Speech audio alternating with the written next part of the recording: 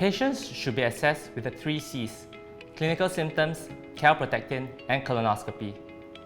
Normal bowel movements without bleeding, normal calprotectin values, and normal looking colon on endoscopy is what we want to achieve. The deeper the remission, the more likely patients are able to remain well, reducing the risk of flares, hospitalizations, surgeries, and colon cancer. Some of these goals are short-term, while others are long-term. It is important to prioritize the present, while at the same time not lose track of the future. Most patients will achieve endoscopic remission with timely, appropriate intervention. Most patients do not require surgery.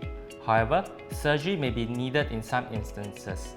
Number 1, when there's colon cancer. Number 2, when all existing medical therapies have failed to bring relief, so surgery to remove the colon can restore quality of life for these patients. And number 3, when it is life-saving in patients with acute severe ulcerative colitis.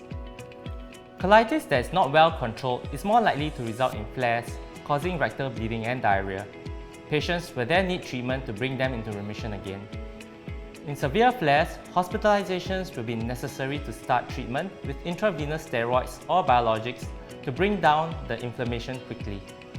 Another thing to note, in some patients with severe flares, medical therapy might not be effective and a life-saving colectomy will then be needed. Long-standing inflammation also increases the risk of developing colon cancer by about 2 to 4 times. This can be managed with treatment to keep patients in remission and also regular surveillance colonoscopy to detect precancerous colonic polyps or early colonic cancers. There are many diets available which patients have tried and adopted to varying degrees of success. Some examples are the IBD anti-inflammatory diet, specific carbohydrate diet, Mediterranean diet, and whole food plant-based diet.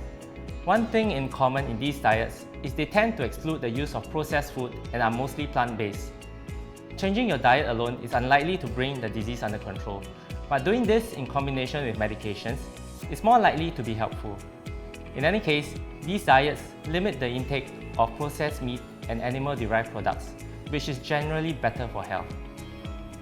The future of UC management is optimistic, as there is a lot of research interest in discovering better, safer treatment options for patients, leading to better therapies. Our understanding has improved a lot in the last 2 decades.